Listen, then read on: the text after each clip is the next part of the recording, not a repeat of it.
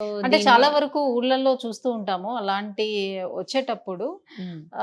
Like కొన్ని రకాల medicines తీసుకుంటుంటారు. Ayurveda అవును. మెడిసిన్స్ అని కొన్ని లేదు ఏదో అంటే కొన్ని గింజలు లీవ్స్ అప్లై అని చేస్తూ ఉంటారు. అవును. అలాంటివి తీసుకొని పెడుతూ ఉంటారు. సో, తిరిగి మళ్ళీ రావటానికి ఛాన్స్ ఉంటుందా? లేకపోతే ఎక్కువగా అవ్వకుండా ఉంటుందని. హ్మ్. అది ఎంతవరకు అసలు వర్కౌట్ అవుతుంది అంటే అసలు? మీరన్నట్టు ఏదో నేపాలీ గింజ అని ఆ! అప్లై చేస్తూ హ్మ్. ఉంటారు దాని మీద. సో, అది అప్లై చేస్తే ఏమవుద్దంటే స్కిన్ ఇరిటేట్ అయిపోతది. హ్మ్. ఇరిటేట్ అయ్యి చాలా పస్ లీజన్స్ అక్కడ స్కిన్ అంతా డ్యామేజ్ అవ్వడం అట్లా జరిగి దాని తర్వాత హెయిర్ వస్తుందనేది వాళ్ళ నమ్మకం. హ్మ్.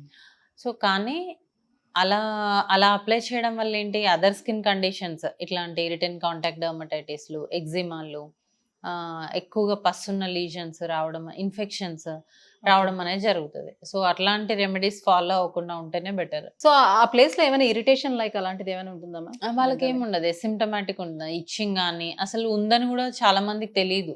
ఓకే. వాళ్ళు సెలూన్‌కెళ్ళి హెయిర్ కట్ చేస్తున్నప్పుడు హ్మ్. వాళ్ళు చెప్తే తప్ప హ్మ్. వీళ్ళు సెల్ఫ్‌గా నోటీస్ చేసుకోవడం అనేది ఉండదు. ఓకే. మదర్స్ ఒకవేళ చూస్తే అలా చెప్పడము, లేదంటే సెలూన్ వాళ్ళు చెప్పడం తప్ప, మనకి సెల్ఫ్‌గా అరే! ఇక్కడేదో సెన్సేషన్ ఉంది అట్లాంటిది ఉండదు. ఓకే. కంప్లీట్‌గా అసిమ్ప్టమాటిక్.